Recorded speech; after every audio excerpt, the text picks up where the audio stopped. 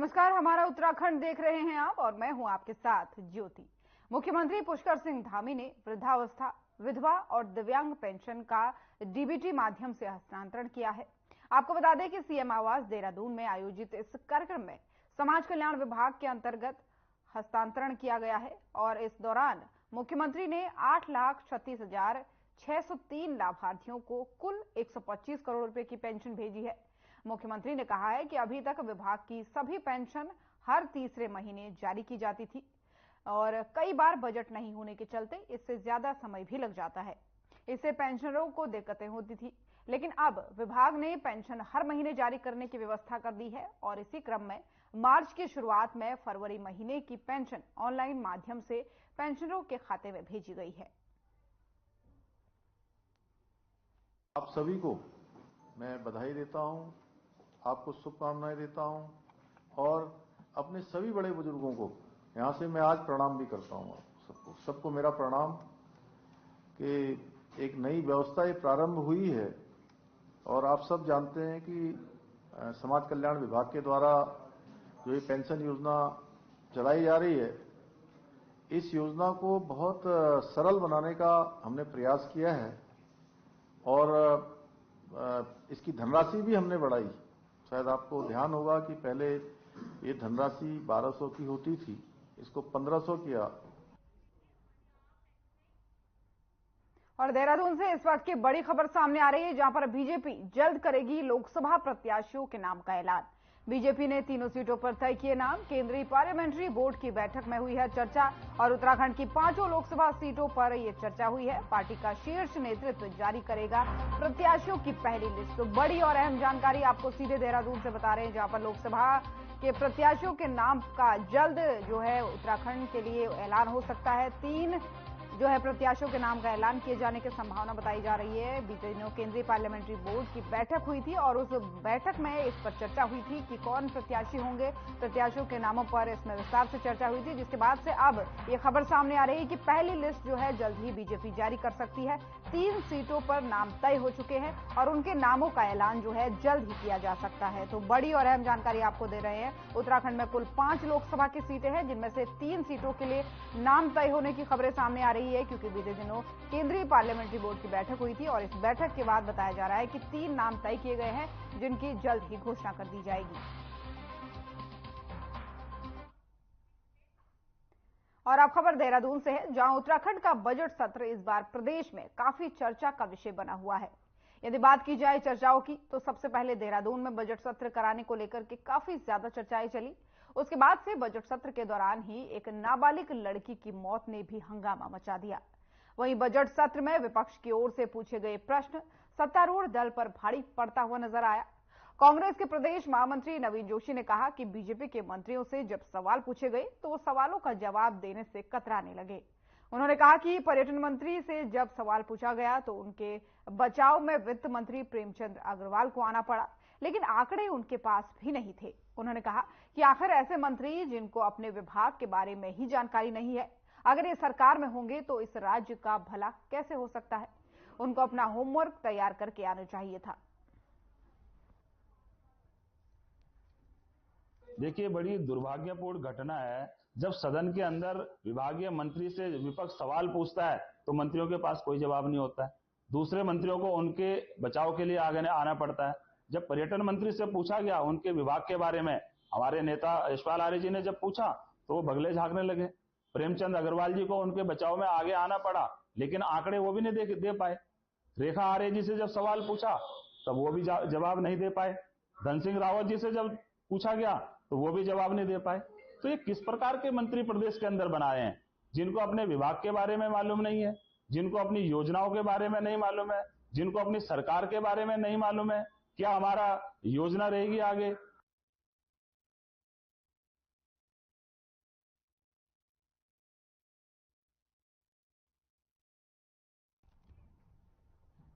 लोकसभा चुनाव अब नजदीक हैं और ऐसे में सभी पार्टियों ने कमर भी कस ली है। जनसंघर्ष मोर्चा के अध्यक्ष और पूर्व जीएमवीएन उपाध्यक्ष रघुनाथ सिंह नेगी ने कांग्रेस हाईकमान से टेहरी लोकसभा सीट पर पार्टी प्रत्याशी बनाए जाने की मांग की है। रघुनाथ सिंह नेगी ने कहा है कि मोर्चा ने पिछले करीब 25 से 30 सालों से जनता के हितों की लड़ाई लड़ते हुए भ्रष्टाचार के खिलाफ आवाज उठाई है। नजदीक है और ऐसे में जनसंघर्ष मोर्चा हमने सोचा है कि अगर कांग्रेस पार्टी मुझे मतलब रघुनाथ सिंह नेगी को प्रत्याशी बनाती है टिहरी लोकसभा क्षेत्र से, निश्चित तौर पे जो जनता की जो आवाज है जो कहीं ना कहीं दबाई जा रही है, भ्रष्टाचार के मुद्दे पे कांग्रेस अगर बोलना चाहती है तो उनकी आवाज को भी कई तरीके से दबाने का काम किया जाता है। लेकिन हम अगर इसमें प्रत्याशी बनाया जाता है हमको, तो निश्चित तौर पे जो आवाज कहीं ना कहीं दब रही है उसको हम बहुत मुखरता के साथ, क्योंकि आपने देखा हम भ्रष्टाचार के खिलाफ नहीं बोल रहे, हम डायरेक्ट भ्रष्टाचारियों के गले में हाथ डालने का काम करते हैं। खबर देहरादून से है, जहां आरटीआई एक्टिविस्ट विजयवर्धन डंडरियाल ने मुख्यमंत्री और मुख्य सचिव को एक शिकायती पत्र भेजा है, जिसमें उन्होंने ओला उबर टैक्सी के संचालन पर आरोप लगाते हुए कहा है कि कई वर्षों से ओला उबर टैक्सी का बिना लाइसेंस के देहरादून में संचालन हो रहा है। आगे उन्होंने कहा कि ओला उबर और ऑटो थ्री व्हीलर जो कंपनी के साथ समाहित है, इन सभी का संचालन तत्काल रोका जाए और आरटीओ सुनील शर्मा की ओर से अपने पद का दुरुपयोग करने पर इन्हें इनके पद से हटाया जाए और जब तक सीबीआई की जांच पूरी न हो जाए तब तक ओला उबर के लाइसेंस देने पर रोक लगाई जाए।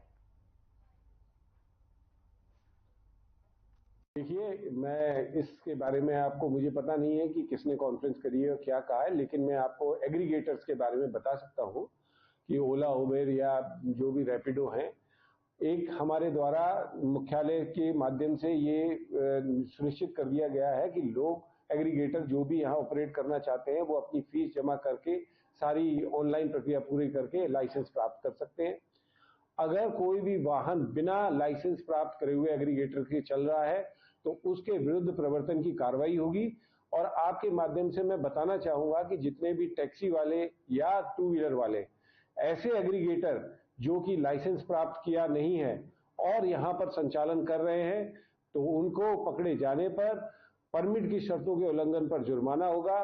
ऐसा है कि आपने देखा होगा इस प्रदेश में कई वर्षों से ये ओला उबर कंपनी जो है टैक्सी के रूप में संचालित हो रही है। मेरे द्वारा परेल मुख्यालय में एक आरटीआई लगाई गई, जिसमें बताया गया कि भाई ओला उबर जो है संचालित होती है किस नियम के तहत होगी। तो इनके द्वारा जब मुझे बताया गया कि हमने जो है अभी ओला उबर का जो है हमने इसको संचालन देहरादून में संचालन के लाइसेंस नहीं दिया, जबकि नियमावली में साफ लिखा हुआ है कि आप जब तक आपको एग्रीगेटर का लाइसेंस, जब तक संचालन का लाइसेंस नहीं मिल जाएगा जब तक आप संचालन नहीं करोगे। लेकिन कहीं ना कहीं अगर आप देखोगे इतने वर्षों से अगर ये संचालन हो रहा है और आरटीओ के, अगर हम तो सीधा कहेंगे कि आरटीओ का कहीं ना कहीं संरक्षण प्राप्त है। और बदलते मौसम में बीमारियों का खतरा आमतौर पर ज्यादा बना रहता है। खासकर जिन लोगों की इम्यूनिटी कमजोर होती है उन्हें बीमारियां जल्द घेर लेती हैं। बीमारियों से बचने और सेहतमंद बने रहने के लिए इम्यूनिटी का मजबूत होना बेहद जरूरी है। एक्सपर्ट की बताई कुछ खास चीजों को डाइट में शामिल कर आप मौसमी बीमारियों से बच सकते हैं।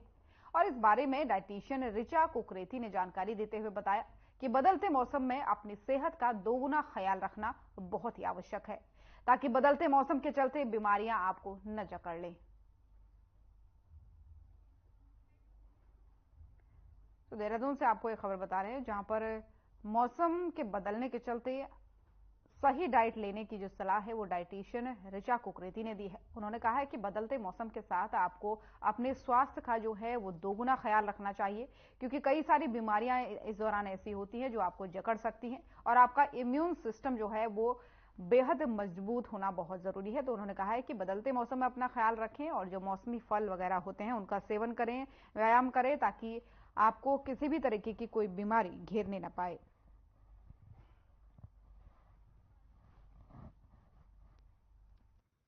कि जब भी मौसम चेंज होता है तो उस समय ही हमारी इम्यूनिटी पे डिपेंड करता है कि वो कितनी स्ट्रांग है। ठीक है, तो हमको खासकर बच्चों को आजकल जैसे मौसम चेंजेस आ रहे हैं तो नोजिया, जुकाम, खांसी, फीवर, ये चीजें एक आम हो गई है। तो इस टाइम पे हमको, अब बच्चों के स्कूल भी हैं, साथ में एग्जाम्स भी हैं, तो हमको फोकस ये रखना है कि बच्चे की इम्यूनिटी पे डिपेंड, उसकी ग्रोथ करें, हम इम्यूनिटी को बढ़ाएं। अब वो कैसे बढ़ाना है, पहला पॉइंट है बच्चों को बिना ब्रेकफास्ट करके स्कूल कभी ना भेजें। है ना, चाहे वो दूध पिए, चाहे वो एक रोटी खाएं, चाहे वो आधी रोटी खाएं, है ना। तो उसमें जैसे ड्राई फ्रूट्स मिला के आप बच्चे को एक मिल्क शेक टाइप का बना के बच्चों को दे सकते हैं। और अब खबर चमोली से है, जहां अपनी 5 सूत्री मांगों को लेकर के आंगनबाड़ी कर्मियों का कार्य बहिष्कार 10वें दिन भी जारी है। उन्होंने सरकार पर उनकी घोर उपेक्षा का आरोप लगाते हुए कहा है कि कई बार सरकार को मानदेय बढ़ाने को लेकर के ज्ञापन दिया गया, लेकिन कोई भी सकारात्मक पहल उनके पक्ष में नहीं की गई। उन्होंने साफ तौर पर कहा है कि उनकी 5 सूत्री मांगे पूरी नहीं हो जाती तब तक वो आंदोलनरत रहेंगे। साथ ही उन्होंने ये भी कहा कि उनकी मांगों को हर बार सरकार की ओर से अनदेखा किया जा रहा है, जिसकी वो लोग निंदा भी करते हैं। रवैया सरकार का हमारे प्रति नहीं है और हम पे प्रेशर बनाया जा रहा है कि आप जल्दी से अपने काम पे लौटें, लेकिन जब तक हमारी मांगें पूरी नहीं होती हैं तब तक हम अपने काम पे नहीं लौटेंगे। हम हर कार्य का बहिष्कार करेंगे, जो भी सरकार हमारे लिए काम देती है हम नहीं करेंगे, क्योंकि हर बार देखा गया है कि जब भी कोई भी काम होता है सिर्फ आंगनबाड़ी नजर आती है और जब मानदेय बढ़ाने वाली बात आती है तो आंगनबाड़ी का कहीं भी नाम नहीं आता है। तो जब तक हमारा 18,000 रुपये मानदेय नहीं हो जाता हम तब तक नहीं। और चक्राता कैंट बोर्ड के मुख्य अधिशासी अधिकारी के खिलाफ मोर्चा खोलते हुए चक्राता के दुकानदार व्यापारियों ने कैंट बोर्ड कार्यालय पर जमकर प्रदर्शन कर चक्राता बाजार बंद करवाया। प्रदर्शनकारी व्यापारियों ने आरोप लगाया कि मुख्य अधिशासी अधिकारी बेवजह ही व्यापारियों के मकानों और दुकानों पर सील लगा रहे हैं। विरोध करने और उनकी बात न मानने पर उनके खिलाफ कार्रवाई भी कर रहे हैं। दुकानदारों ने आरोप लगाया है कि कैंट द्वारा कराए जा रहे निर्माण कार्यों समेत अन्य विकास कार्यों में भी उनके द्वारा जमकर भ्रष्टाचार किया जा रहा है, जिसकी सीबीआई जांच होनी चाहिए।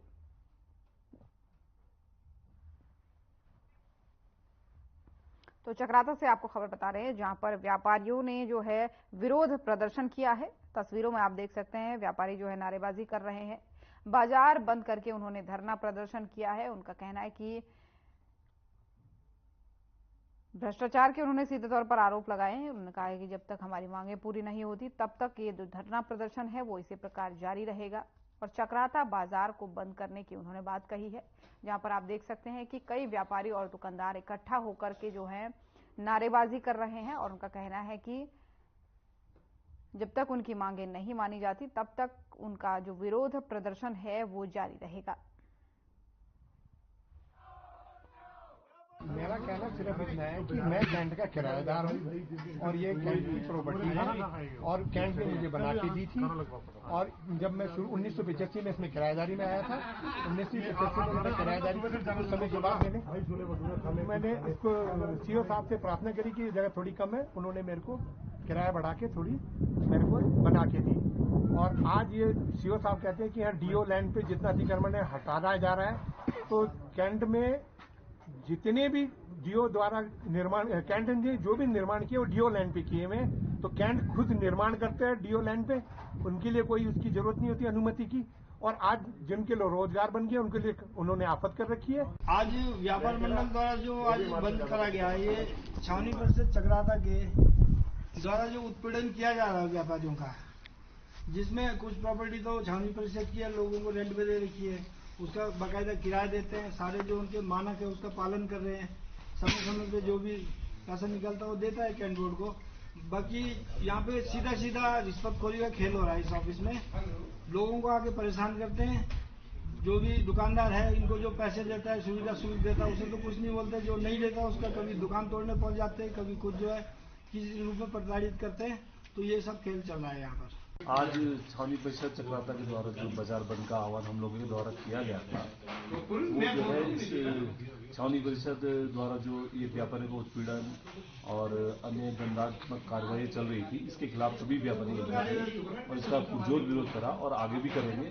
और बल्कि हमारी कहीं देखा गया है कि हमारी कहीं सुनवाई होती नहीं है, कि जो छावनी परिषद है इसको ना राज्य सरकार जो है गंभीरता से लेती है और केंद्र सरकार तक हमारी आवाज पहुंचती नहीं है। हमें आज भी ऐसा महसूस होता है जैसे हम इस देश के नागरिक नहीं है, किसी दूसरे दर्जे के नागरिक है। तो आज किसी को ये गुस्सा फूटा है लोगों का, जो ये नियमों कानून का हवाला दिया जाता है बार बार। ने किया। आपको बता दें कि श्रम विभाग के अधिकारी दीपक कुमार ने बताया कि विभाग में पंजीकृत सभी श्रमिकों को ये किट वितरित किए जा रहे हैं और सभी पंजीकृत श्रमिकों को इसका लाभ भी दिया जाएगा। जो है उत्तराखंड भवन निर्माण कर्मकार कल्याण बोर्ड की तरफ से कंबल छाता उपलब्ध कराया गया है, जो पंजीकृत निर्माण श्रमिकों को जो है वितरण किया जाएगा। और हमारे बीच जो है बोर्ड के सम्मानित सदस्य श्री कृष्णमणि खपड़ियाल जी उपस्थित हुए हैं, उनके हाथों से हम जो है सामग्री का वितरण शुरू करने वाले हैं थोड़ी देर में। और हमारे पास लगभग 200 से 250 आवेदन आ चुके हैं और हमारी कोशिश ये रहेगी जो लोग बाहर खड़े हैं उनके भी आवेदन लेकर उनको भी हम सामग्री वितरित कर दें। आज यहाँ पे श्रम विभाग द्वारा जो है जो पंजीकृत श्रमिक थे उनका यहाँ पे कार्यक्रम रखाया गया था और इसी कार्यक्रम के तहत जो है यहाँ पे कंबल और छाता जो हम लोगों को अभी यहाँ पे मिले हैं। आज जो है बोर्ड के माध्यम से जो सामग्री हमको उपलब्ध कराई गई है, कंबल छाता, वो जो पंजीकृत निर्माण समिति है हमारे यहाँ पे, उनको हम व्यवस्थित तरीके से सामान वितरित कर रहे हैं। और हमारे बीच में जो है बोर्ड के सम्मानित सदस्य श्री कृष्णमणि खपड़ियाल जी उपस्थित हो रहे हैं थोड़ी देर में, और जैसे वो आएंगे हम सीधा सामान का वितरण शुरू कर देंगे। और हमारी कोशिश ये रहेगी 300 से 400 लोगों को हम सामान वितरित कर दें और किसी को किसी प्रकार की कोई परेशानी ना हो।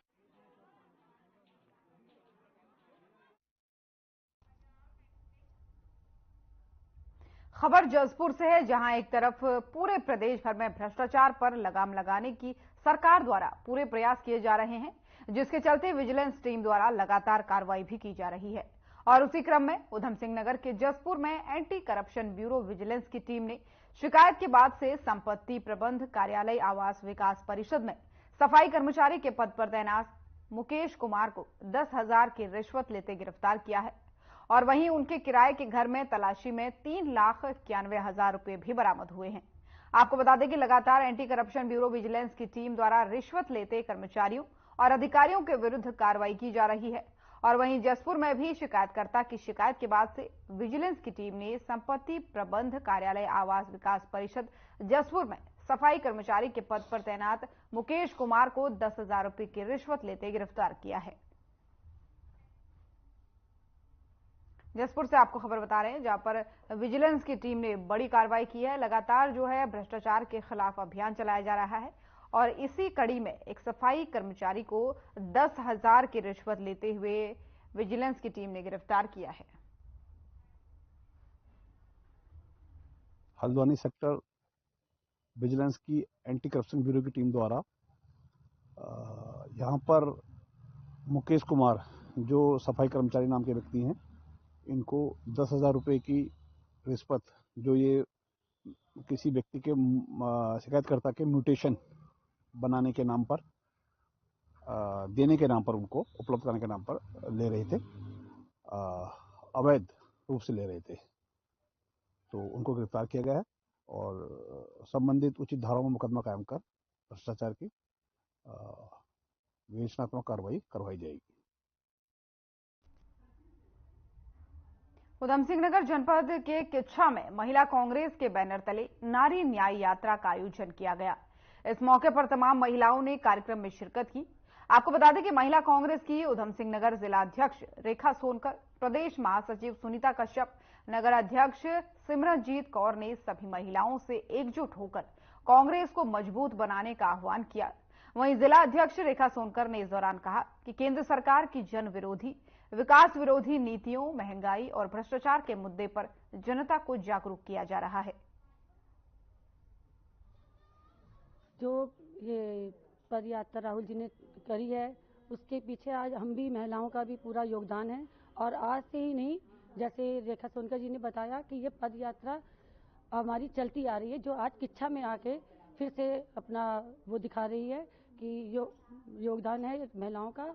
और नारी शक्ति, जो बिना नारी शक्ति के राजनीति क्या कोई भी कार्य नहीं हो सकता। नारी शक्ति को आज हम उनको समझाने आए हैं कि आओ हमारे साथ चलो और कांग्रेस को मजबूत करो।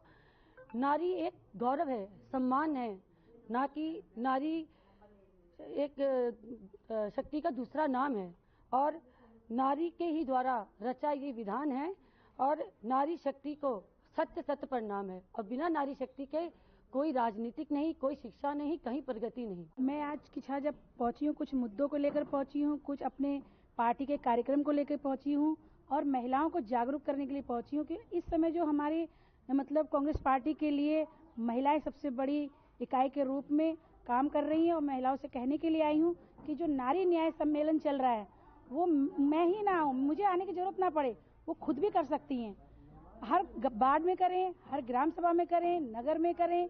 नारी न्याय सम्मेलन करने का एक ही उद्देश्य है कि महिलाओं को मजबूत करना, और लोकसभा चुनाव में पार्टी जिसके लिए भी डिसाइड करेगी, हम सब बहनें उसको मजबूती से लड़ाएंगे और कांग्रेस पार्टी को विजयी बनाएंगे। हमारी राष्ट्रीय अध्यक्ष अलका लांबा जी और हमारी प्रदेश अध्यक्ष ज्योति रौतेला जी के आह्वान पर जो नारी न्याय सम्मेलन करने की जो उन्होंने मुहिम छेड़ी है, इस बीच में उन लोगों ने हम सभी को, प्रदेश के पदाधिकारियों को अभी देहरादून में बुलाया, हमारी मीटिंग हुई है और उन्होंने हमें इस आह्वान के साथ भेजा है कि आप जाइए और प्रदेश लेवल पर, जिले में, ब्लॉक में, नगर में नारी न्याय सम्मेलन होना चाहिए। और नारी न्याय सम्मेलन क्या है?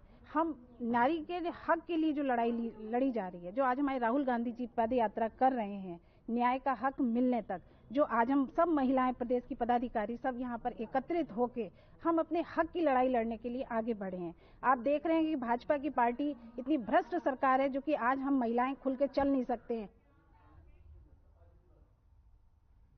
और उत्तराखंड महिला कांग्रेस की प्रदेश अध्यक्ष ज्योति रौतेला ने दिल्ली में पार्टी के राष्ट्रीय अध्यक्ष मल्लिकार्जुन खड़गे से मुलाकात की है और पौड़ी लोकसभा सीट को लेकर के अपनी दावेदारी जताई है।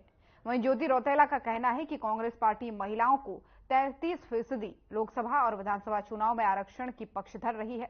ऐसे में उन्होंने भी पौड़ी लोकसभा चुनाव लड़ने को लेकर के मल्लिकार्जुन खड़गे के समक्ष अपनी इच्छा जताई है। उन्होंने कहा है कि संगठन को मजबूत करने के लिए महिला कांग्रेस जो है वो लगातार प्रदेश भर में नारी न्याय यात्रा सम्मेलन आयोजित कर रही है और उन्होंने कहा कि नारी न्याय सम्मेलन के माध्यम से महिला कांग्रेस गांव-गांव जाकर महिलाओं से उनके अधिकारों की बात कर रही है।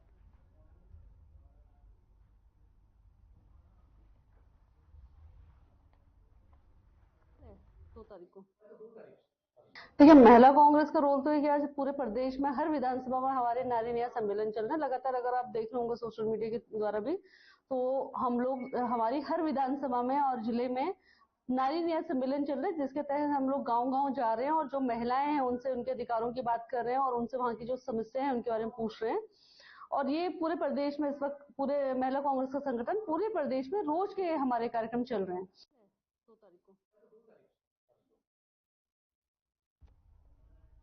थाना नेहरू कॉलोनी के क्षेत्र के रेस कोर्स में एक फ्लैट में संदिग्ध अवस्था में नाबालिग का शव मिला।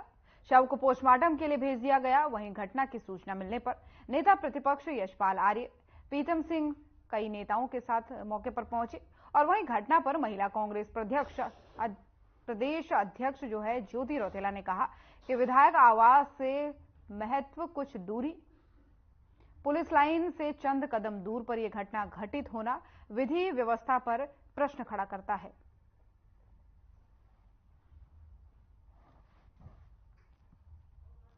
देखिए, मुझे बड़ा दुख की बात है, ये दुखद घटना है कि हमारी जो देवभूमि है इसमें लगातार महिलाओं के ऊपर और बच्चों के ऊपर अत्याचार बढ़ते जा रहे हैं। और 12 साल के एक बच्ची को घर में जिन लोगों ने काम करवाया, जिन लोगों ने उससे जो डोमेस्टिक हेल्प का काम ले रहे थे, सबसे पहले वो लोग भी गलत हैं और इसमें जो हमारी पुलिस प्रशासन है, जो हमारी कानून व्यवस्था है, वो पूरी तरीके से फेल है, पूरी तरीके से गलत है।